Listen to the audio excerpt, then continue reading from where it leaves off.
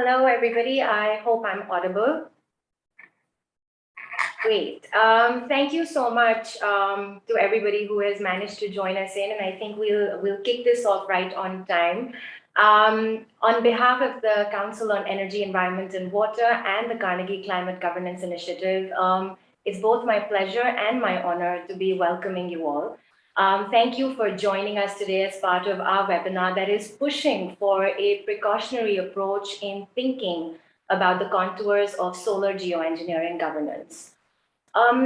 Unfortunately, we're all seeing parts of our world ablaze in our newspapers or in our neighborhoods every day. And despite the climate political targets that have finally promised a less than 2-degree warmer world, real climate action is still very far from getting us on an assured trajectory of less than 2 degrees.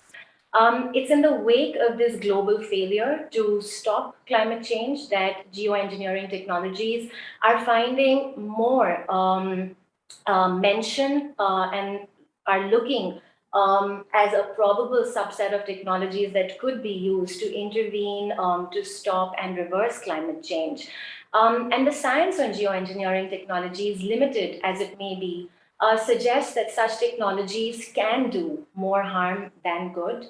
For instance, the Montreal Protocol's Environmental Effects Assessment Panel has termed solar radiation management as a new threat that must be looked at if ozone protection is to be continued. And these side effects are not just relegated to the ozone layer, but to climate at large. Now, these uncertainties with this technology necessitates that we need more research to understand what the possible gains and losses are going to look like. But this research will have to be accompanied by critical governance that ensures that these endeavors in science do not further any more harm that may arrive from them. And that's exactly what today's session is going to focus on. Not just the lack of the robust and formal geoengineering governance structures, but in fact, the required international cooperation that needs to address risks, benefits, and transboundary issues that are associated with solar geoengineering. And to set the context for this, my colleagues will be presenting our research that has looked at this governance landscape and brought out recommendations that address the high stakes risk trade-offs that SRM technologies hold.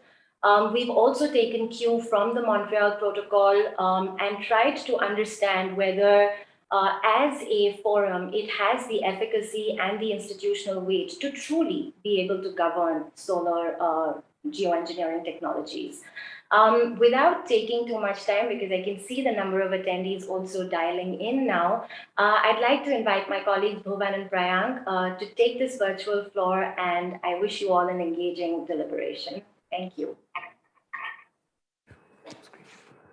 Hello, good day everybody. My name is Priyank Jain, and along with my colleague Mr. Bhuvan Ravindran, we'll be presenting two of CW's and C2G's recently released reports on governance gaps in with respect to solar radiation modification and the potential use of the Montreal Protocol as a governance framework.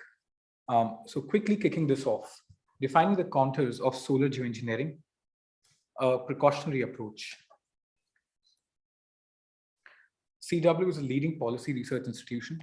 We use data integrated analysis and strategic outreach to explain and change the use, reuse, and misuse of resources.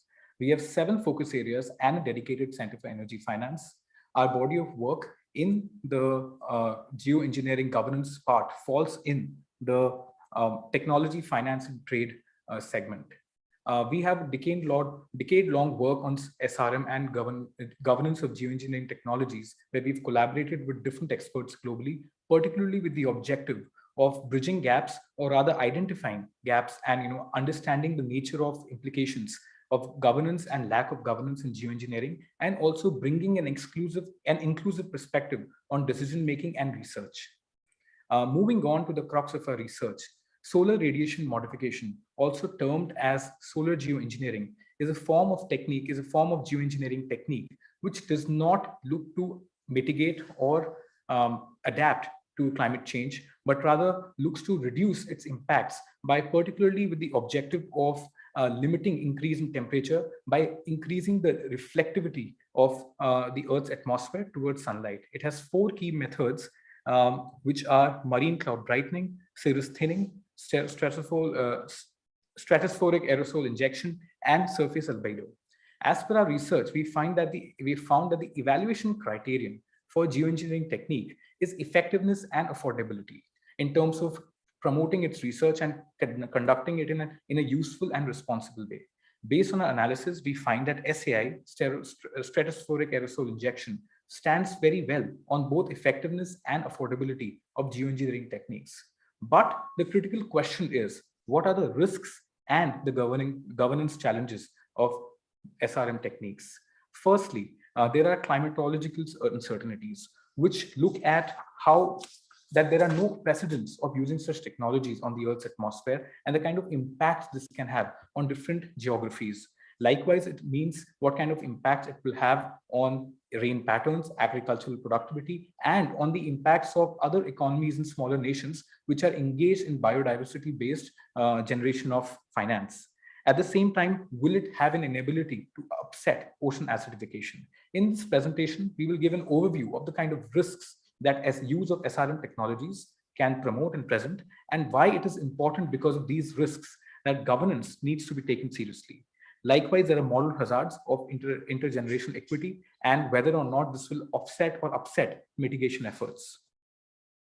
Moving forward, there is a fine line between research and deployment, and we argue or contend that it is governance that connects research to deployment, looking at laboratory studies, which are looking at climate observations and modeling, medium to large scale field experiments, and small scale experiments. We identify that the precautionary principle, which is key to environmental decision making and laws, is very much applicable to each stage of SRM research and deployment, and that lack of certainty must be grounded in a precautionary approach. The question we ask is, are large-scale experiments any different from deployment? And to answer this, we look at the thin layer of international governance that currently exists. We look at international governance and different frameworks and break them down on different activities and substances that they seem to regulate and how SRM could potentially be fitted into one of these instruments. However, in the large scope of our research, we find that SRM cannot be currently regulated by any one convention for the simple reason that none of it regulates all of its aspects and also provides for the challenges of disputes and other attribution of liability that may take place. Here in this picture, we look at different activities of SRM and how different conventions look at it. For example, the LARTAP and the IMO conventions are limited geographically to Europe and North America, whereas climate altering methods have been restricted under the CBD and the UNEA. Likewise, specific methods which are part of SRM are again regulated under the London Protocol and the UNFCCC, which looks at mitigation. I now turn on to my colleague, Bhuvan, for the next segment of the presentation. Thanks, Priyank, for setting the baseline. So as we've all heard that the purpose of SRM research is to solve for the uncertainties surrounding SRM without furthering them. That is to ensure that SRM research is environmentally and geopolitically benign. Our reports in discussion today, the two of them, discuss 4 alternative governance pathways that could perhaps solve the geoengineering governance conundrum, in addition to going specifically into a governance framework under the Montreal Protocol. The first option that we discuss comprises non-state actors who have pioneered SRM research in the absence of any explicit state leadership. This includes scientists, academia, research institutions, CSOs, etc., who have developed model code of conducts, as well as certain principles, governance principles that can lay the foundation for a possible codification of global standards. But till then, these will definitely lack an element of official backing and enforceability. The other actors that we identify are countries and governments themselves, with countries like the USA, China, UK, India, backing SRM research or related research. We feel that there is definitely a foundation for them to govern those aspects of SRM research that fall beyond their existing statutory obligations. However, due to various transboundary impacts, such kind of localized governance can have its own limitations.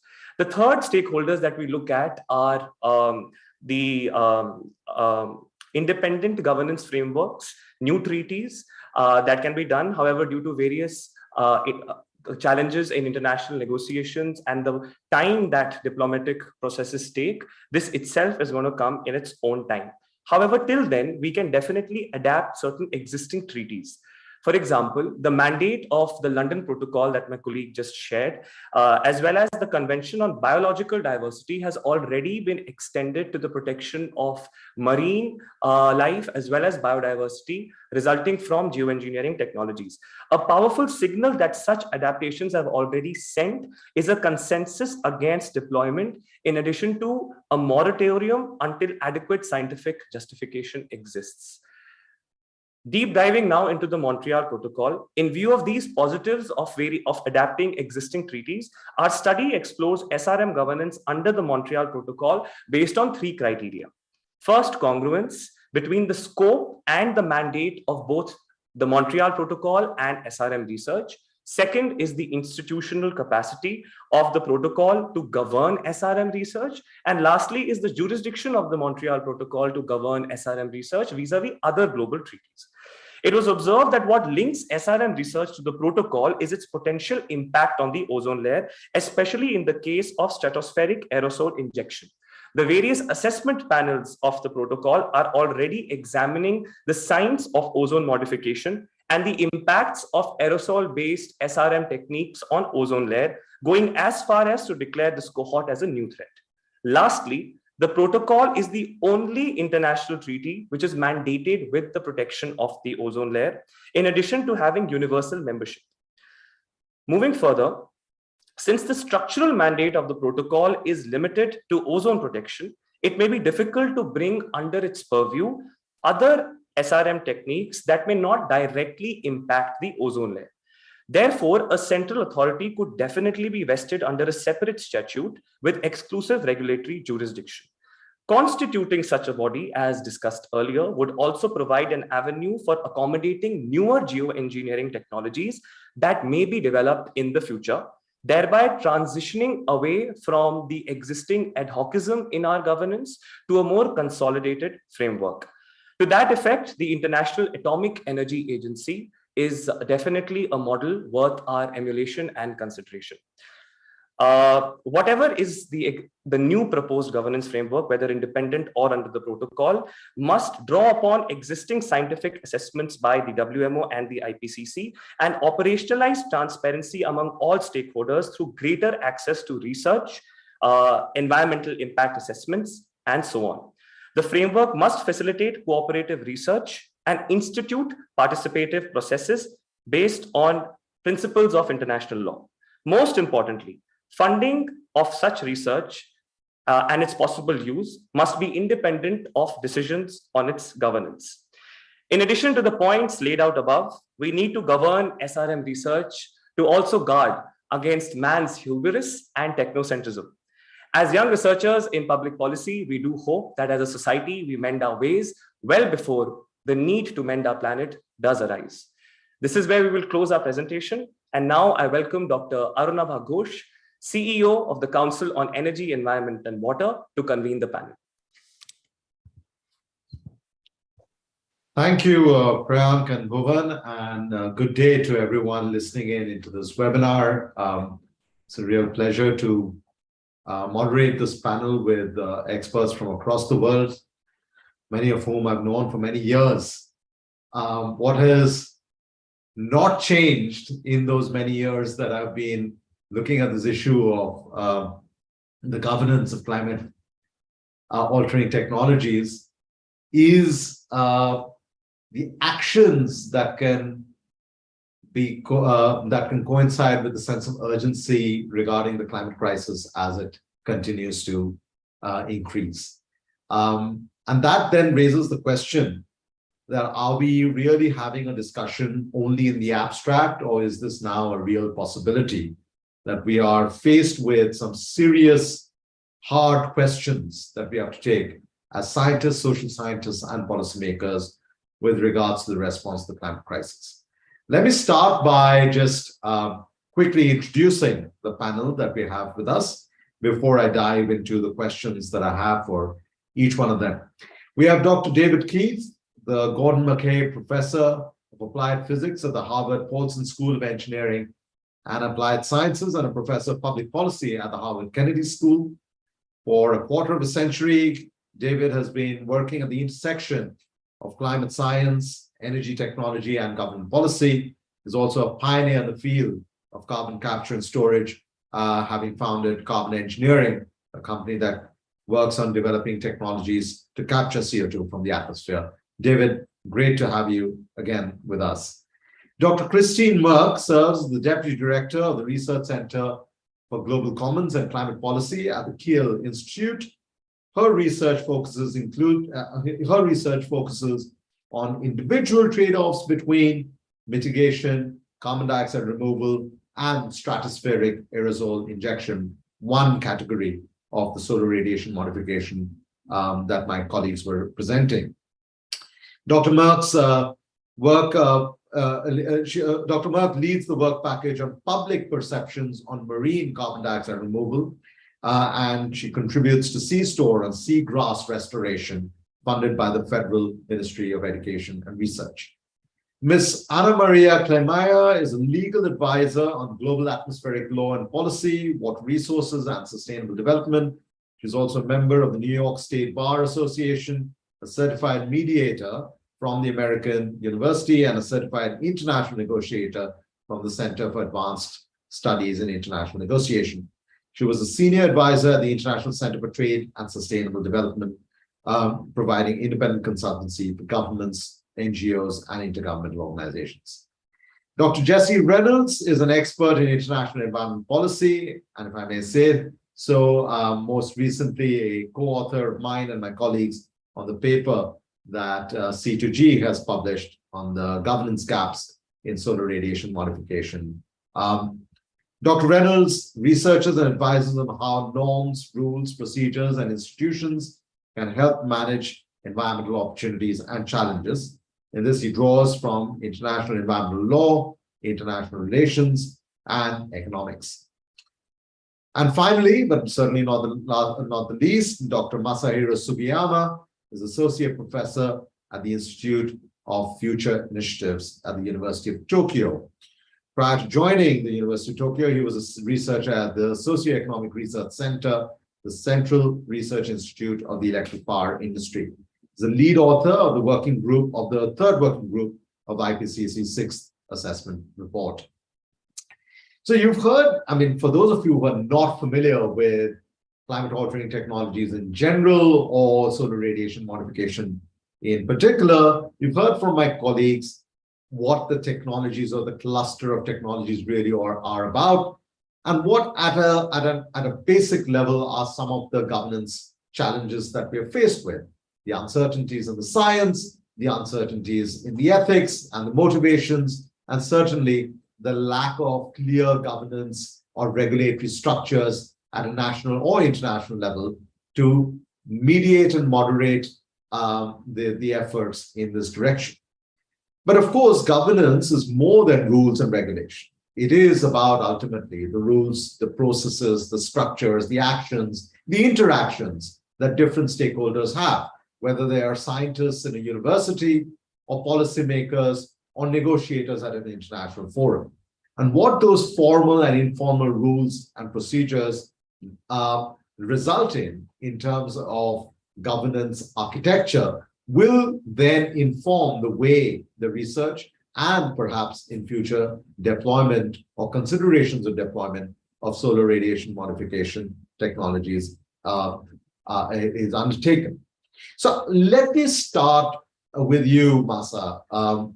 Let's just position this whole conversation a little bit in the context of the climate crisis.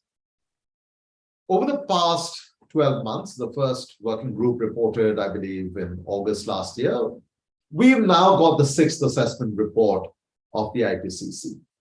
We also know that we have very little carbon space remaining, and by some estimates, every month we are consuming 1 additional percentage of the remaining carbon space that we have to keep temperatures below, to keep temperatures to 1.5 degrees above pre-industrial levels. So this is obviously a major challenge that we have, especially if on the route to net zero emissions, the world as a whole has to reduce emissions by nearly half by the end of this decade.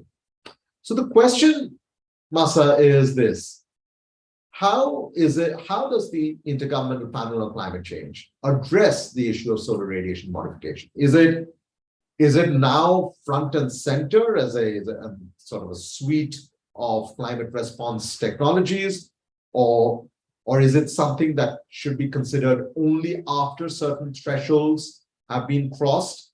What role should be assigned to SRM when we are thinking about climate policy in 2022? Masa. Yeah, thank you, Dr. Ghosh, for your kind of introduction. And I would like to thank the organizers, CEW and C2G, for inviting me to this important webinar.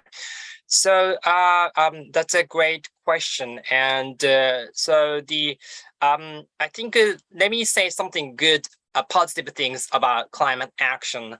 So the IPCC has working group 1, 2, 3, and I belong to the working group 3. So one of the main messages from the working group 3 report is that the cost of mitigation technologies are going down, and the countries are making pledges for climate change mitigation. So action is accelerating. Unfortunately, if you add them up, we are still not there yet to contain global warming well below 2 degrees, 1.5 degrees. Depending on your interpretation, the interpretation of the government pledges, our temperature might hit, 3 degrees or maybe 2.5 or something, but we are far from the well below 2 degree target or 1.5 degree target. So that's why one of the reasons why we are discussing solar radiation modification. But I think another thing, important message from IPCC, that carbon removal, carbon dioxide removal, removing carbon dioxide from the atmosphere, that's also crucial. I think the most recent report made CDR mainstream. We use the word unavoidable, so to describe the role of CDR. When it comes to SRM, it's still not front and center. So the IPCC reports have summaries, the summary for policymakers, technical summaries. They do not mention much about the SRM, and this suggests a lack of appetite from policymakers. And the scenarios in working group 1 and working group 3, they do not deal with SRM. But if you look deeper, there's a considerable coverage of the SRM within the main text of the report. So, and it's a good summary of the literature, although sometimes it's hard to read because of the technical language used. But we have covered science and the climate risk reduction from the use of SRM, and also possible novel risks from SRM deployment, and ethics, public perception, and obviously governance. One main conclusions from the IPCC is that SRM can reduce climate risks while introducing new risks.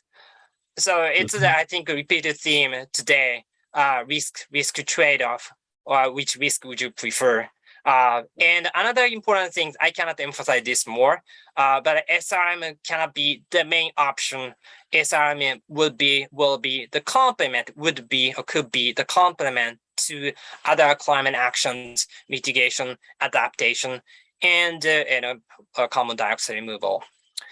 I think the IPCC did not provide enough answers to key critical issues, and that's one of the, I think, why CEW and C2G published a report on the knowledge gaps, but we do also admit that. So especially when it comes to the overshoot of temperature because we are running out of carbon budgets. So we might, the global temperature might exceed 1.5 degrees or sooner or later. So, and we don't know what the role of SRM can play with sufficient confidence.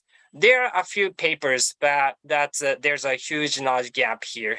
And also the IPCC report talks about the climate risk reduction and the novel risks, but there are a few papers that deal with this risk trade-off explicitly. So I think although IPCC report, the main text, the foundation, there's a long way to go. So thank you very much. I'll stop there and back to you, Dr. Gosh. Thank you, Masa, and thanks for highlighting something that did not come explicitly from the presentation, but something that you and many others, and I'm assuming David will also say it in a few minutes, that SRM is really not a substitute for aggressive mitigation of emissions, but could be considered as part of a suite of options, complementing, to use your word. But that also brings me to my question for David. Masa, you used the phrase, the risk-risk approach. My colleagues use the phrase, the risk-risk approach. But David, you've been working on this for many years, right? Could you, for those who don't understand this area of science, could you illustrate for us a little bit, what are the known unknowns and what are the unknown unknowns about solar radiation modification?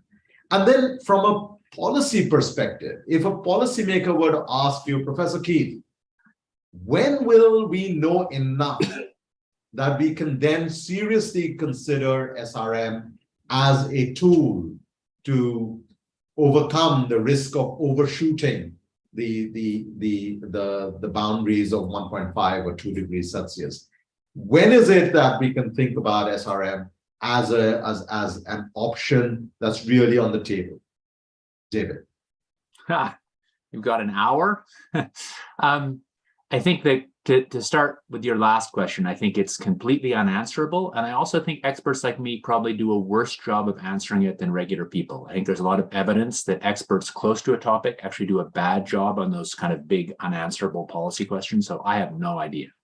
Right. Let me actually start responding with a positive statement, maybe slightly in response to you open saying that over the long time you've worked on this, what hasn't changed is lack of action on climate. I share your frustration that much less has been done than should have been done, that there's been much more talk than action. But I also think over now 30 years I've worked on climate, I used to say that it was a phony war, that we weren't really doing anything.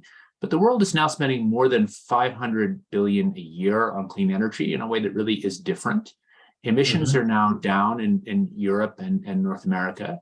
Not anywhere near as much as they should be. I don't want to say it's okay, but it feels to me noticeably different than what it did a decade ago, that there now is the beginning of real climate action in a way that I didn't see before, and I take quite positively. So turning to solar radiation management, or SRM, I think, first of all, what SRM does depends on our assumptions about what technology is used and how it's deployed. There's no question that there are ways these underlying methods could be used that are very destructive. So there's not a value-free or politics-free answer about what it does. They depend on politics. But I can say the following. If you assume you're using stratospheric aerosols, if you're aiming to cool the world maybe 0.5 degree, so a supplement to a world that otherwise would have been at a little over 2, brings it a little under 2, for example. And if you assume the goal is to be roughly uniform, say balancing the northern and southern hemispheres, all of which I think are reasonable goals, goals where there's actually a strong political force why they might be chosen. If that's true, then when you look at climate model results, they in fact show that these technologies would reduce really most climate risks we know about almost everywhere, and that the risks of the methods would be small. But maybe that's wrong. And what is certainly true is the community, the larger technical community, doesn't believe that result. So I think what you see is a big gap between what there's now been 10 years of, most major climate models looking at this, 1,000 papers published. And despite statements that I and many others make at the beginning of talks like this, saying SRM is very risky, the actual evidence that we see from the models doesn't show that. It shows that the risks are quite small, but I'd say that is not a result that is trusted. And the answer to your question about how it might change in the political willingness to deal with this is really all about trust in who's doing the research and in how it's assessed, not in the actual research. So I would say that I don't expect much change in the actual scientific knowledge in, say, by 2030. We've had 10 or 15 years of work. This isn't, while it's a new technology, it's not really. It's been talked about for 30, 40 years, and it builds on existing knowledge. So I don't expect much change. I think the real question is how to interpret it. Let me end with two things. One is, we keep talking about risk to risk, but we often don't do the comparisons. Let me give you one. There's now been several papers, I helped to be an author of one of them, that have looked at the direct impacts on human health, mortality, from deployment of stratospheric aerosols, impacts through depletion of the ozone layer and air pollution. They suggest that cooling the world 1 degree C would reduce, would kill something like 10,000 people a year, additional mortality of 10,000 a year. It sounds like a big number, but the same models using health impacts of extreme temperatures suggest that doing that would reduce mortality from heat by more than 1 million a year. So ratios of more than 100 to 1 of benefit to risk. And I think it's really worth thinking that through. Last point, I agree with what Masa said about the IPCC taking CDR very seriously and not SRM. I'm not sure that that's based on science and technological or environmental judgment. I think it's based on prejudice. My personal view, even as somebody who stands to profit from CDR, is that if you're honest about analyzing the risks, SRM offers less risks mid-century for cooling than CDR. Great, thank you for that, David. Let me turn to Dr. Jesse Reynolds. Jesse, David just said, the IPCC position was probably based on prejudice. Is it prejudice, or is it politics, or is it process? The question I have for you, just building on what David has said, do you agree that, the scientific evidence might not change that much over the course of this decade, and that on a risk basis, we should already start concluding that, deploying SRM is a far better route than, facing the consequences of a rapidly warming planet? Or I should say, or is there a way in which the community of researchers could be expanded? That there is a program or platform by which researchers in the North and in the South can come together more. Of course, there are some examples that is already happening. What is that ecosystem of knowledge sharing that can reduce the prejudice, if it were, that David is referring to, or make the process more legitimate for then policymakers to make a more politically palatable choice? A lot of P's in there. Over to you, Chester. Great. Thanks for having me on the panel, Aranava, and thanks for the question. I'll see how much I can cover. There's a lot of ground there. To answer the first part of your question, fortunately, we don't need to decide at the moment about whether SRM should be used now. I think there's a consensus that now is not the time. We just don't know enough. And climate risks and actual impacts, as severe as they're beginning to manifest, don't yet justify such a shot in the dark, if you will. At the same time, if you look at the middle and especially the less favorable scenarios of emissions in the near future, or medium-term future to be more precise, we could have a world that reaches 2 degrees warming in a couple of decades. And if we want to know enough about SRM to use it in a couple of decades, then more needs to be known.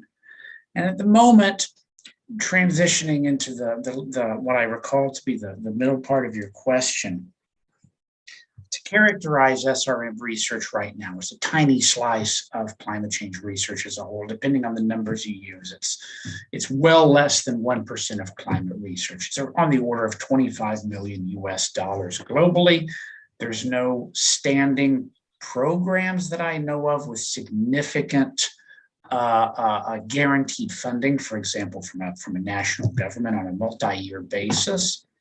And so the knowledge tends to be a bit, the research tends to be, the funding tends to be a bit ad hoc, knowledge is a bit scattered. So what can be done to normalize that? Now, there might be an argument that says, look, if we're serious about preventing the climate risks of a 2-degree world, we want to try to avoid reaching that 2-degree world as best as we can, but we might not. So if we want to be prepared to make these decisions in the future, the scale of research might need to increase, and the cohesiveness. And that's where international authoritative scientific assessment is essential. I'm sympathetic with the view of Masa and of David that the IPCC gave short shrift to SRM in AR6. Mm-hmm. And so perhaps there's an alternate path. Now, why that was is mere speculation. But it's not just there needs to be more research, that there's a case that if we want to be prepared, that there would need to be more research. But this SRM will affect the whole world if it's ever used. And it's the developing countries that have the most at stake one way or the other. They're the most exposed to climate change. They might stand to benefit the most from SRM if it works as well as some of the research is currently saying. But they're inadequately engaged in the research right now. There's capacity limitations, and that's why international collaboration, capacity building for SRM research in the developing countries could really help expand knowledge, spread knowledge, and increase international trust in an issue area where distrust is a real possibility. Thank you, Jesse. Anna Maria, I'm going to pick up on that last phrase that Jesse just said. Distrust is a real possibility. How do you build trust? In an area where there is a lot of uncertainty, if less than 1% of climate research is even going towards this issue, how do we even fill those gaps in our understanding? So the question to you, Anna Maria, is if we looked at governance as that kind of set of rules, norms, processes, institutions that help us regulate what it is that we're trying to do. What is the governance architecture that can help us fill the gaps in our understanding? How do we get more voices at the table? How do we get more voices to ask the questions that might not be global in nature, but might have very strong local political salience? What is that structure or structures that we need to create? Anna Maria. Thank you, Arunabha, and thanks to CEW and to C2G for this event and for continuing to move this conversation forward. Both organizations have been a really important part of continuing the dialogue that is so important. I also want to thank you for emphasizing the urgency of the climate situation as the context within which we're talking. Very often these discussions end up being very scientific and technical, as if our house is not on fire, which it is. And so these questions are not only important, but they are life and death questions at the moment for many parts of the world and for many people in the world. So with that in mind, in regards to the question of governance and how we approach this, I think that the earlier speakers really provide an important sort of segue into the answer, because scientific information and exchange are the foundations of governance. In fact, most, if not every multilateral agreement has been built on a foundation of science and information, the studies and the scientific bodies that provide the basis for our collective understanding and for our decision making on the topics that we work on as a global community. Two examples are the Montreal Protocol, which you have done a really interesting paper on and presented on at the beginning of this event, and also the UNFCCC, and we heard from Masa about the IPCC, and I think all of us and those who are listening have observed how the scientific bodies and technical information feed into the decision-making processes. It's a constant dialogue, and it's critical. So when we, if we understand that as the foundation for governance and for any decision-making, global decision-making, let's recall that Switzerland and nearly 20 countries in 2018 made a first attempt to bring the question of governance and the importance of governing the issue of climate intervention to the United Nations Environmental Assembly. The countries at that point proposed a study that would do just this, that would build a common understanding, a widespread understanding that is the basis for building that trust. And I think that the trust is not only trust in each other and in those who have decision-making power over the development or deployment of these technologies, but also trust and confidence in the outcomes of any potential decision or the outcomes of those technologies itself. In many countries and in many communities, still, despite the thousands of papers that have been published, there is a very scarce understanding of the technology and the implications of the different options for geoengineering, or in this case for solar radiation management. So there's still a lot of work to do in that regard. In my perspective, the process that began at the United Nations Environmental Assembly did not end there when parties found that there was not consensus around a decision. It's a process that's in motion, and we should be expecting and supporting the continuation of that process, whether it continues at UNEA, United Nations Environmental Assembly, or in another context. Where can we anchor the scientific technical information, the research, but especially the sharing of that information? I think that once we have that structure in place, whether it's a process or an actual study, that then the forums to discuss and exchange among stakeholders and among countries will fall into place.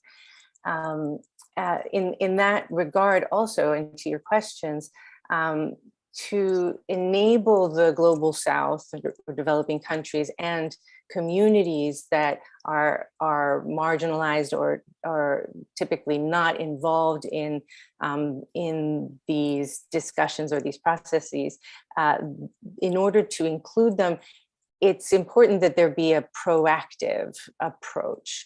And I think we see this in many of the international non-governmental forums, like in this one, where we have voices from various countries, where the topic always becomes a part of the conversation. Yet, in the absence of an international dialogue or an international governing structure or initiative, in the absence of that, there is not involvement of a wide variety of countries or stakeholders. And so what we have is many countries just unaware and not engaging or not having access to information. Sure. So that proactive approach, it starts, I think, with at the moment where our information exchange is taking place at this level among research institutions and non-governmental, where it is in our hands to reach out and include researchers from the Global South, include other stakeholders from developing countries in our discussions, in our work, and then that will help also seed the terrain for when for when this graduates up into an international body or an international process, that those players are already becoming engaged and more sort of better prepared to participate in the discussions and in the process. I'll leave it at that for now. Thank you, Anna Maria. Dr. Christine Merk, I'm going to turn to you. So far, the conversation has had an implicit bias, which is that there is a science to this, and there is a social science to this. And if only we could bridge the science and the social science and create the legitimate governance processes, we'd come to a more informed decision. But there is another counter argument. Why should we pursue this line of inquiry at all? Why aren't we doing something completely different, such as changing our lifestyle? Gandhi famously said, the world has enough for everyone's need, but not enough for everyone's greed. Now, if we accept the urgency of the climate crisis, and if we hold a mirror to ourselves, we're clearly not doing enough at the sort of very basic level of changing the way we live. You study public perceptions. When you look at this issue of SRM, what is your gut or your research tell you about the public's approach to this? Is this another way to kick the can down the road? Or is this a genuine concern that we should be dealing with, where just the lifestyle changes will not suffice and you'll need those relatively more technocentric interventions? Christine. So basically you're asking me, is there a moral hazard or not? I hope my video has just been weird. I hope it's just for me and not for everyone else. And you can hear me fine. So thank you for inviting me. And moral hazard is basically what I've been looking at an individual level. And this is also only the thing I can say something about, because it's only individuals. And individuals are, when confronted with the idea of SAI and doing this global scale intervention, they tend to be scared. It touches them on a deeper level of, this is very big and we should avoid this. And yes, disclaimer, I've done research with Germans, and you might say they are not representative for anyone or anyone else in the world, not even the West, or even less for people in the South, in the global South. But also in other cultures, people are touched by the idea and are concerned that this is too big. And there we see that they say, okay, if climate change is that urgent and that you start thinking about interventions at that scale, really, we should do something about climate change. We should change our ways. We should do more. We should have more climate action. And this is what they're calling for. And we see that in deliberative exercises. So they shy away from SAI, even though keeping open the back door for, but maybe do research or not, because really, if it really gets really, really, really bad, we might want to do it. But also we see that in people who get information on SAI, they donate more for climate change compared to people who don't get the information. So even if they're not discussing it for weekends, if they just like really briefly introduce the idea, there is a change in the perception of climate change. So I have no idea whether that's a lasting change, which translates into actual behavior, but this is what the gut reaction of people is. But then, as it doesn't translate, I don't know whether it translates into actual behavior. And we also have another societal level. So there might be interests from, for example, fossil fuel extractors and industries that have a status quo bias, and we are all liable to status quo bias because we want to keep doing what we're doing. We want to keep our wealth or our situations the way we are because change might be something we don't want to have. And SAI might be a way not to change our status quo. And actors on a societal level can use the arguments for, oh, it's a simpler solution, and why not use this technological solution instead of actually changing our outset and our infrastructure, the ways we're doing things. And this is a real danger of reduction in mitigation happening because of the idea of SAI. And if it only remains an idea, because in the end, we cannot do enough research because, I don't know, David, you've been trying for 4 years to get ScopeX off the ground, so it's not really moving all that much.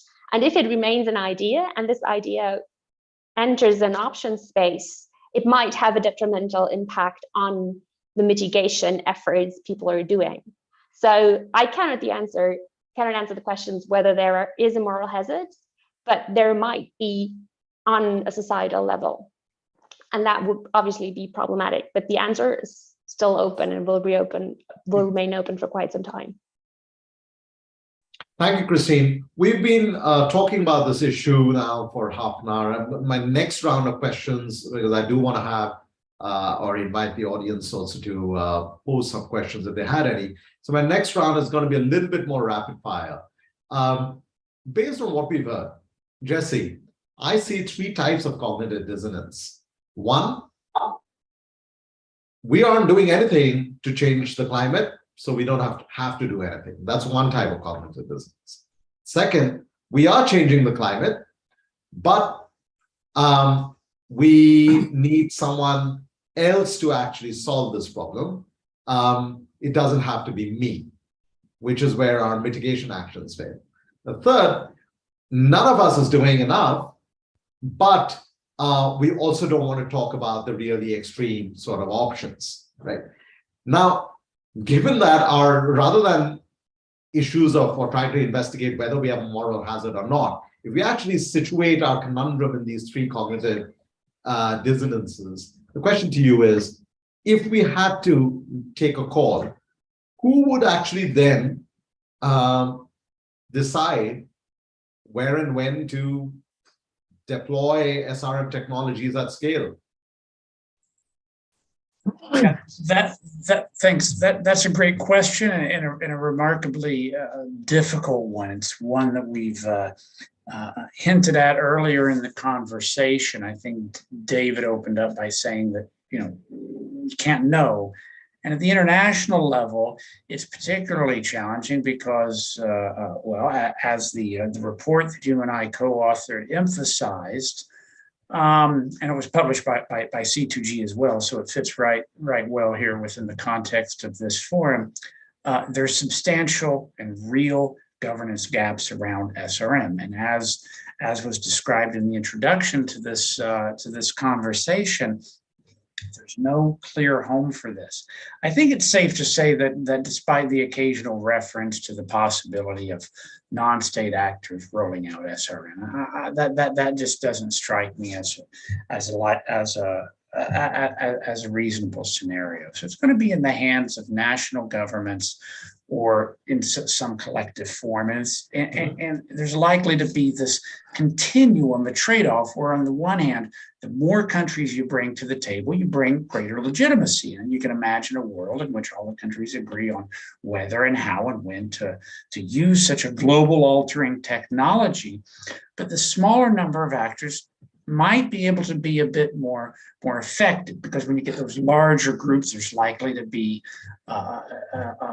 those who are holding out and those who are troublemakers, and disagreement over some small details, and it just might not be agile enough, if you will. And so this is a common trade-off seen in global governance, a trade-off between legitimacy and effectiveness. But nevertheless, it seems likely that some path, some form of global governance of SRM will arise in some sort of large-scale organization, such as the UN General Assembly, UNEP, et cetera. One can imagine them taking that on. So let me flip that to you then, David. You earlier mentioned that perhaps the at least the direction of the science will not, or rather the general output of the scientific results will not fundamentally change over the course of this decade.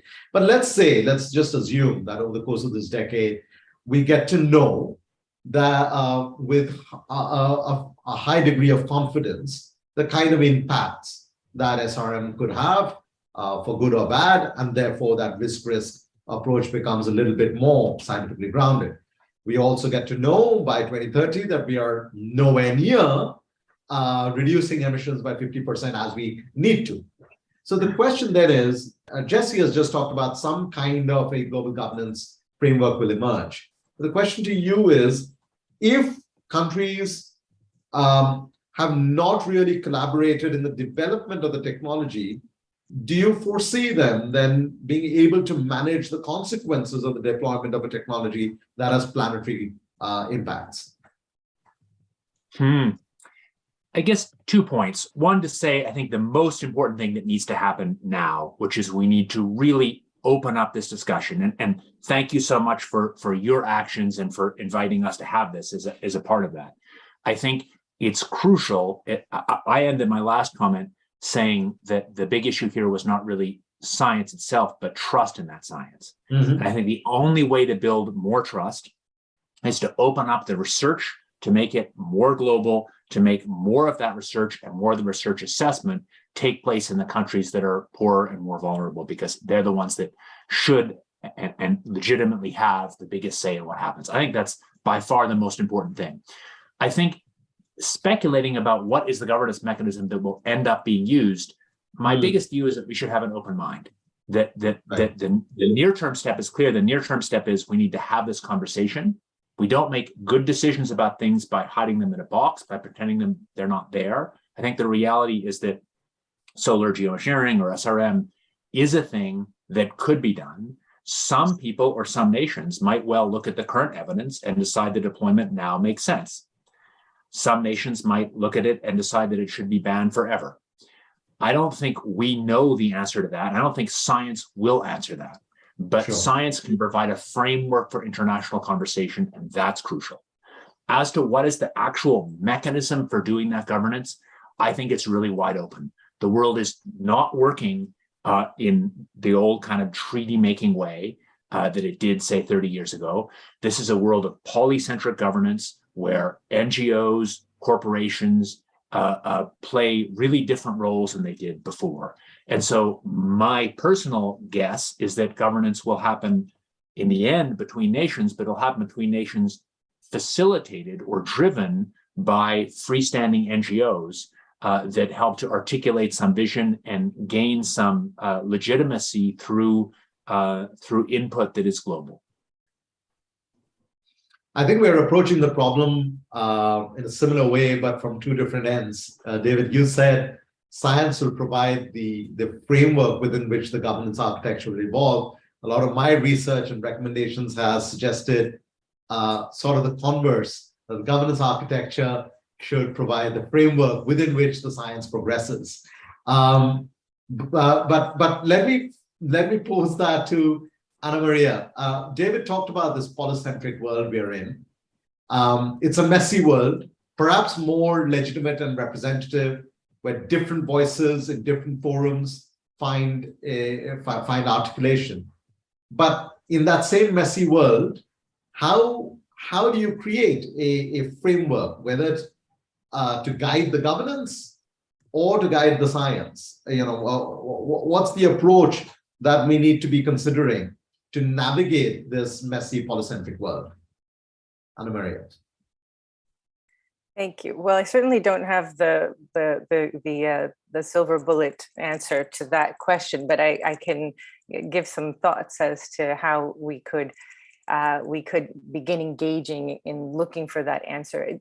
Right now, we're in the process, and what you presented in your paper is that there are a number of institutions, international bodies that already address different aspects of climate intervention.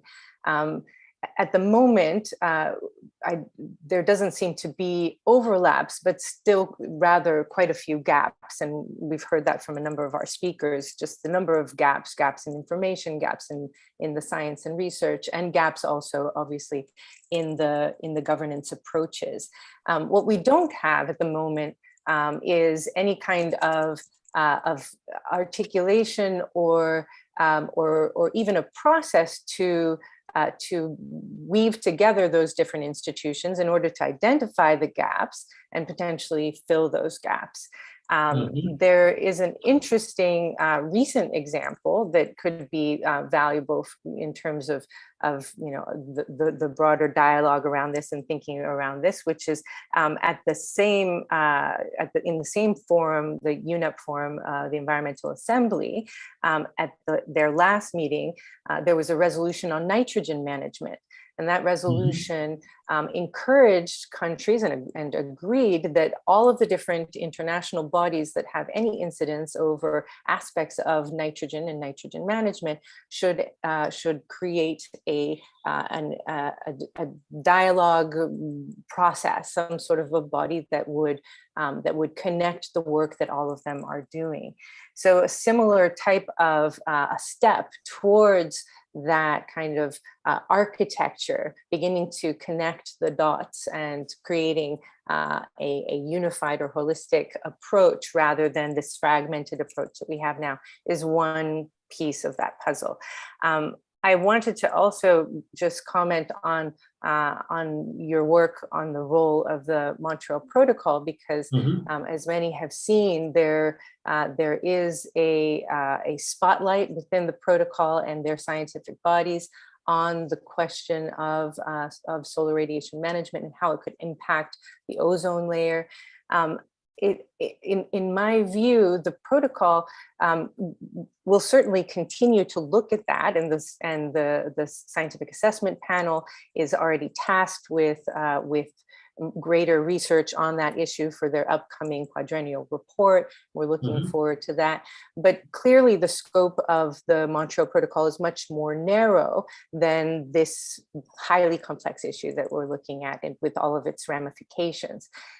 So to the question of whether or not the Montreal Protocol could be the single home for a governance approach to solar radiation management, it's a question for debate, but certainly as it stands now, the scope of the protocol is much more narrow than what's necessary. The protocol addresses controlled substances in an annex, and those are fairly focused on several sectors that deplete the ozone layer, plus the recent addition of hydrofluorocarbons, which are impacting climate change. But the point being that I think that what the Montreal Protocol offers us is an extraordinary example of a highly effective treaty. And the reason that the treaty is so successful and is considered the most successful environmental treaty is because of the way that the scientific and technical bodies articulate with the decision-making body. And that is a constant dialogue where not only are the scientific bodies producing information and offering it to the parties, but the parties can put questions to and requests to those bodies in a fairly dynamic manner, where within 1 year the parties can ask a question or pose a need, and those scientific and technical bodies, especially the TEAP, the Technical and Economic Assessment Panel, will respond with a report. It makes a very agile process that I think is valuable in terms of our thinking moving forward on governance, wherever that governance may be. As David said, we don't know where, but how we do it and how it works, I think we can learn from these more effective forums. Indeed, I think it's that learning from the experiences across different regimes in that polycentric world that makes more sense. It's not science versus governance, it's science and governance, or governance and science, and that more agile dialogue, as you describe it, is perhaps what we need. But Christine, let me pose another easy question to you, which is, so far we've been having this discussion under the assumption that all intentions are benign, and that we're struggling because we just don't know enough. But what if intentions weren't benign? What if there were other aspects and layers to the approach towards a technology that one doesn't fully understand? Why would countries or subnational actors or companies or research bodies want their highest hands tied behind their backs through governance? Why wouldn't they want complete freedom of maneuver in the first place? Pardon, what? So you're basically asking if someone just did it with bad intentions and kind of rogue state or a rogue actor acting upon it. And I don't think that's an easy question at all. And I am very hesitant to make any definite suggestions on how that would turn out or how to prevent that in front of so many governance and legal scholars in the room, because I'm only a social scientist looking at people. But yes, I think that's a very important point, because everything we said before assumes, or others have said before, assumes that there are working international institutions. And looking back to some kind of cooperation on a global level, in states and leaders of states having some boundaries which they don't overstep. And I think looking back to February this year and Russia, I think this certainty, at least for me, has shattered. And therefore, it's a bigger question. It's, on the one hand, the very specific question of governance of SRM, but also, what does the international system look like? Do we have transparency and accountability? And that's not just on the international level, but also with respect to within the states. Do we have accountable heads of state? And we are in a phase where we have more autocracies than democracies. And yes, others have claimed SRM could only be possible in autocracies and not in democracies, but probably not in it's more of a very controversial statement, I'd say. So it's questionable what that system will look like in the future, and whether we have to have a lot of efforts in terms of democracy, in terms of information, in terms of free speech, free press, democratic rule, to also enable other things, which are climate policy and which might be a responsible governance of SRM, which then would also lead that states and heads of states or heads of coalitions of states don't roguely use SRM, and also don't use it for reasons that are malintended, which are kind of climate wars. We had these scenarios going around as well. And I think the question and the challenge is so much bigger than putting some sulfate into the stratosphere. And that's also why I think, even if David says the technology isn't the problem, I think or might not be the problem, I think the problems are all on the social side and on how it might play out if we do this very big thing. So I've no answer how to control that, and I'm also a bit worried in general about the state of the world, and which makes everything a bit harder. Also, SRM governance. Thank you, Christine. Masa, we have time for just one more question before I ask Janosch to come in. And so I want to give you the last word. You know, what Christine just said, we've got to save the world. I mean, in a way, perhaps it's not the world that needs saving, it's we who need saving. It's not what we are doing to the planet or what the planet is doing to us, it's what we will do to each other. You've studied public opinion as well. You've looked at this aspect of the evolving challenges with SRM governance. So when you situated this in the context of the science, in the context of the governance challenges, but more broadly in the context of geopolitics overall, what is your feeling? Is SRM, do you see this as a sort of start-stop approach towards responding to the climate crisis, or do you think there can be a more cohesive, coherent, directional effort on the science progressing towards filling those knowledge gaps and the governance progressing towards building the trust? Thank you, Arunabha, for giving me such a difficult question. The Christine's comment on the February event. Since then, that the war is much harder to deal with these days for sure. And but I feel like the government. This is my personal guess. It's not, you may not think of it like an expert opinion at all.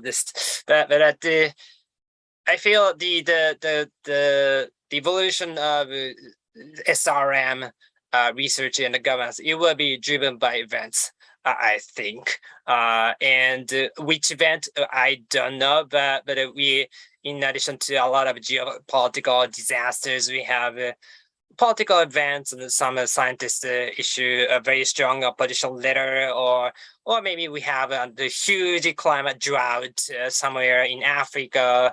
So, and all these could be a trigger of a next thing. And I think given this huge uncertainty, I think I'm just echoing what other people have been saying, but we need scientific assessment, and partly because I have been working for the IPCC, I think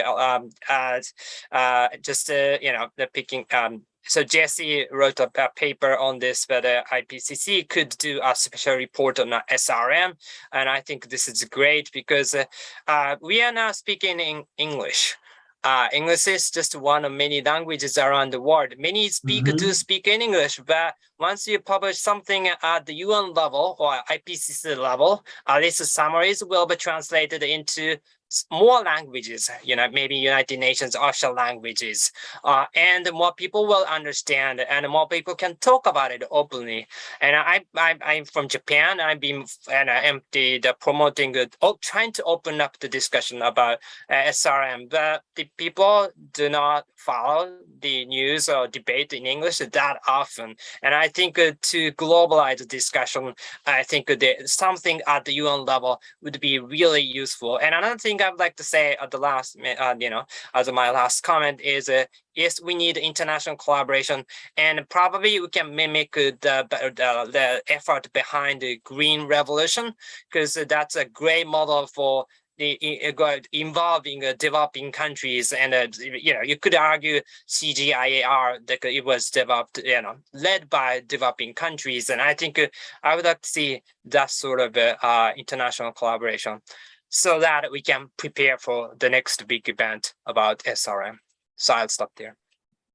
Indeed, thank you, Masa. I have, in my research, looked at various different international research collaborations, and the Consultative Group on International Agriculture Research is something that I've drawn attention to as well.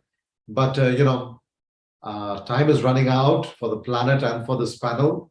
Just as the planet is heating up, this conversation was warming up. I wish we could have continued.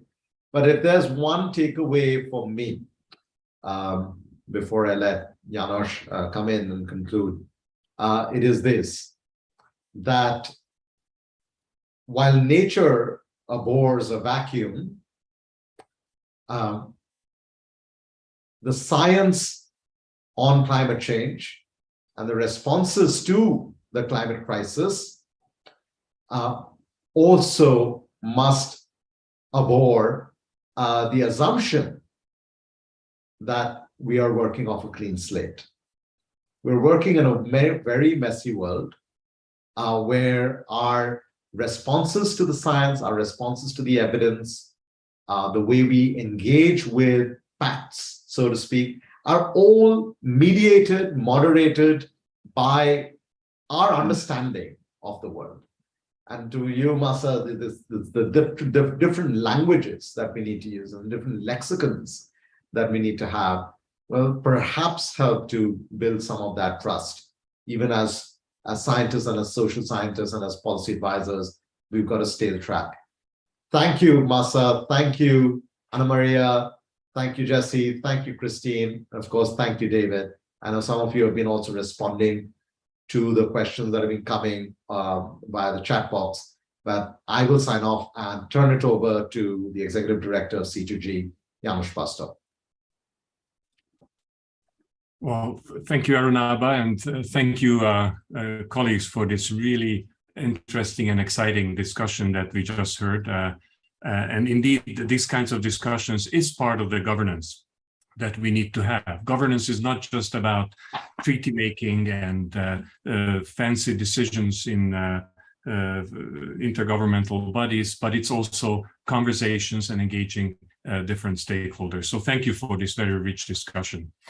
I'm not going to summarize in any sense what we discussed. That's not possible, but there were a few interesting issues that I heard that I would like to highlight and maybe just underscore so that as we go away, we remember those. I think that the first point from the beginning is that there is some good news out there. The world is in fact going in the right direction on climate, but not fast enough. So we're very far from the goals that we have. We're not on track. And that doesn't mean that there aren't good things on which we can build, but there is lots of opportunity for improvement. Now, one interesting question arose why there is so little lack of interest and engagement on the political side on the issue of solar radiation modification, SRM.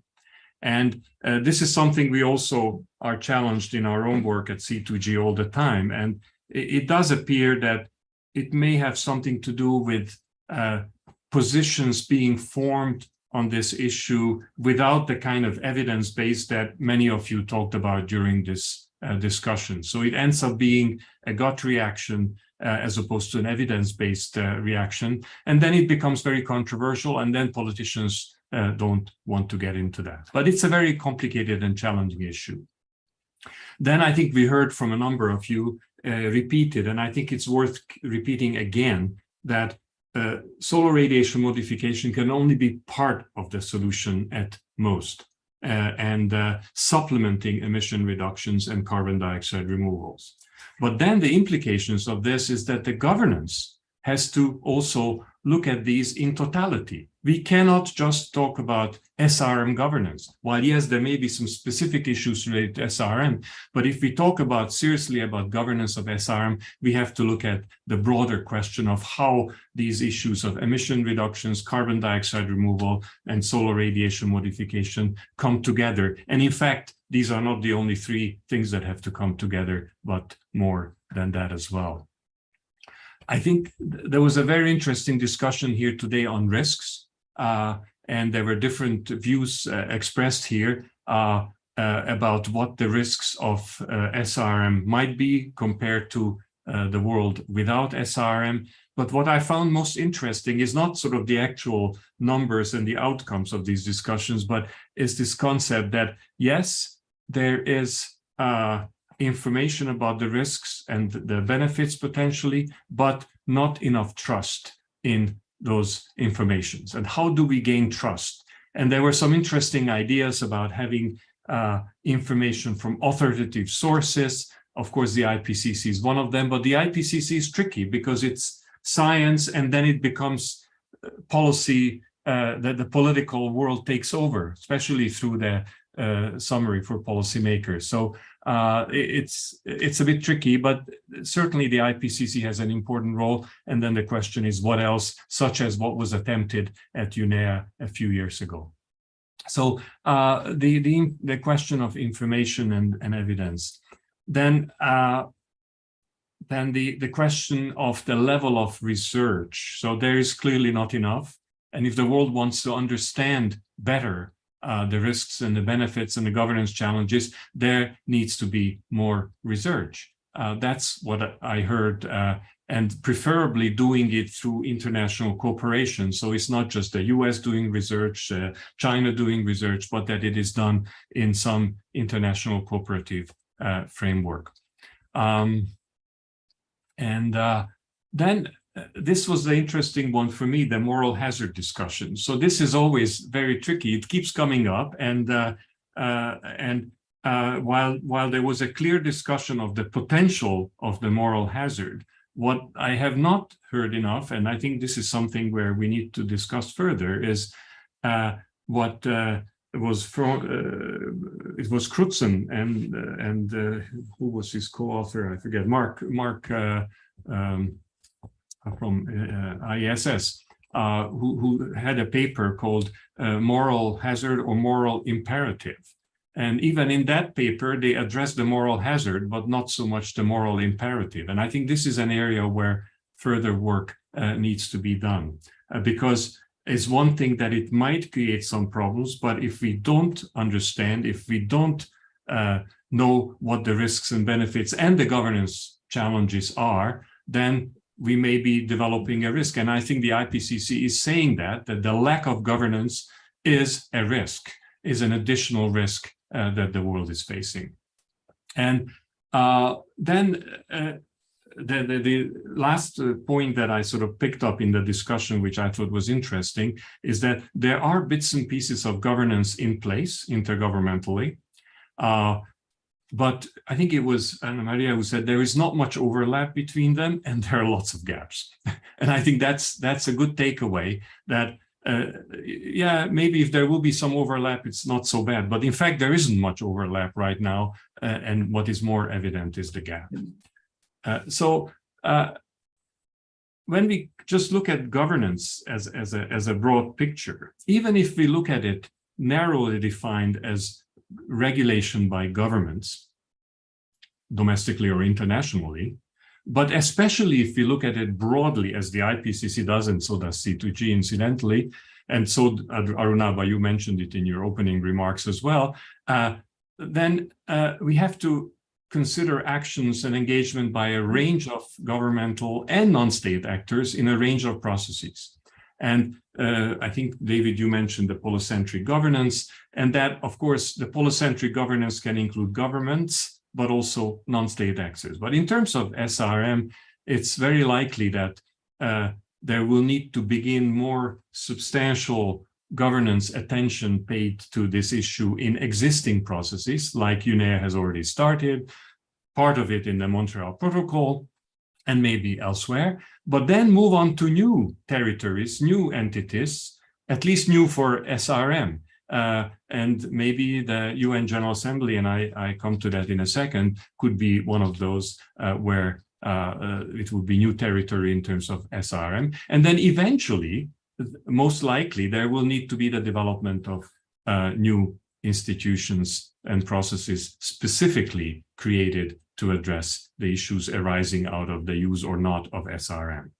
Now, the role of the General Assembly is particularly important because, as we heard in this discussion, all stakeholders need to be engaged.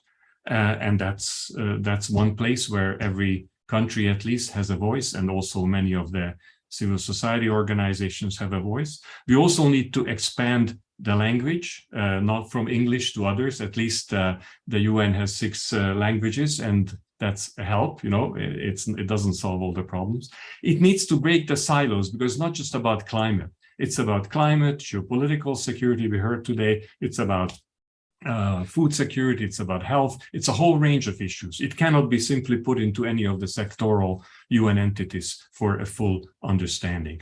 And the UN General Assembly could provide an overall framing and the level of importance of this issue in terms of how does one deal with the temperature overshoot, and then the potential ways to address that overshoot, including solar radiation modification or not. And it's important to remember, even when it comes to the General Assembly, that governance is not just about hardcore treaty making. We talked about that today.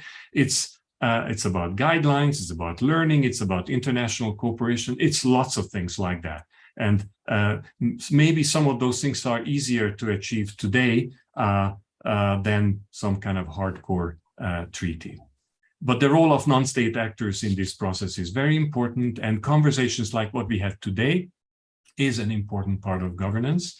And others are also, we hope that there will be more to open up the discussion, to use David's phrase, and so on. And in this sense, processes like the Overshoot Commission that is now taking place is also an important part of governance.